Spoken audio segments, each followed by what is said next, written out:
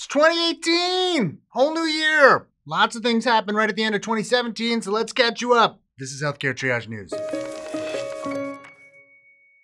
Let's start with the Children's Health Insurance Program, or CHiP. We made lots of episodes about the crisis caused by its running out of funds in September of last year and Congress's inability to reauthorize it. They still couldn't get their act together before they went on recess. However, they did allocate just over $2.8 billion to prevent states from running out of money in the next few months. That was part of their short-term funding bill, which keeps the government open through January 19th, which is like just around the corner. And look, I'm happy that the states got the money and that they don't need to start kicking kids off insurance. But this is no way to run a country, let alone a family.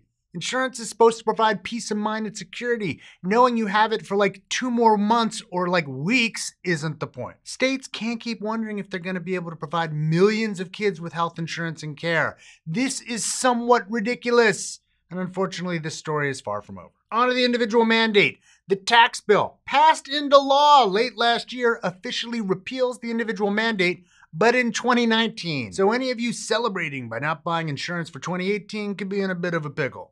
But in 2019, unless something happens, and it could, you can choose to be uninsured and not have to pay any sort of tax penalty. Sure, you'll be uninsured.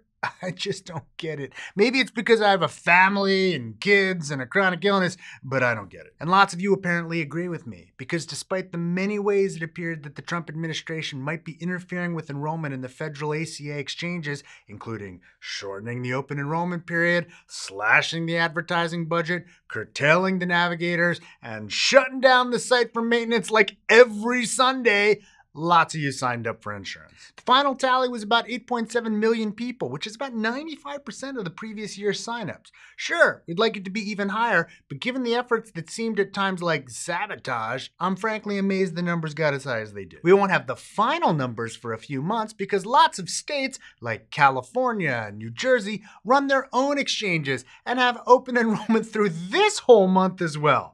But things don't look as bleak as they seemed to a month ago. And that might be a good thing to remember as we move forward, even for me. Sure, the individual mandate is gone.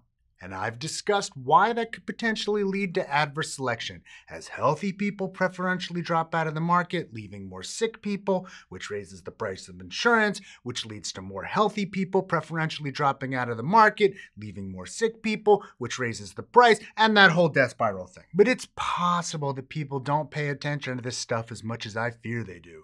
Maybe they buy insurance without the advertisements. Maybe they buy it without a mandate.